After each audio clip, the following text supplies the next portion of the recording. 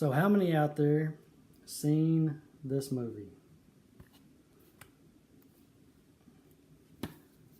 I know most people, or some people might be like, oh, I don't watch TV, that's not good for me. I don't watch movies, that's just brainwash programming, all that good stuff. Okay, have fun, do what you want to do. I don't watch a lot of TV, but I will watch a movie from time to time.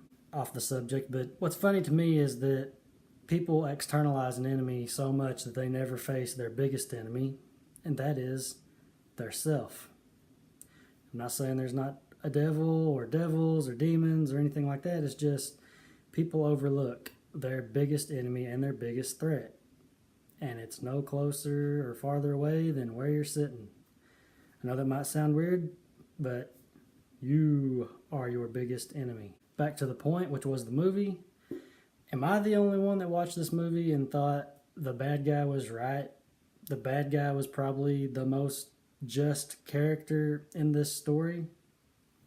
It might just sound weird, but he really made the most sense.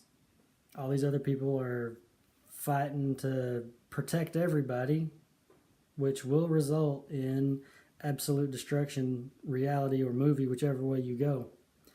And yet this bad guy who just snaps his fingers eliminates half of everything. I'm not saying I support eliminate half of everything, but the idea does make a lot of sense. Not a goal I've set out to do or am setting out to do, but I could see it working. However, it would just prolong the inevitable. Eventually, it would have to happen again, and again, and again, because the problem, that is the source of the problem, cannot be dealt with by just eliminating, by snapping your fingers and poof it away. It won't happen.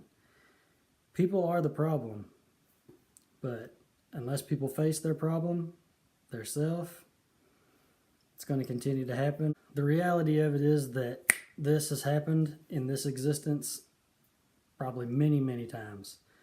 Some people probably say, well, everybody was wiped out in a flood. Believe me, this is just a footnote. This is not a complete story.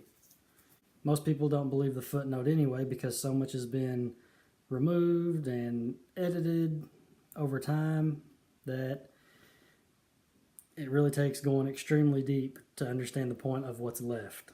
And just a little heads up for the future, I'm working on a little project that is going to be not like any other videos that I've put out. It's going to be probably just as silly, but it will be a change up from the normal tone that I put out. And the name of the title will be called The Legend of Lance.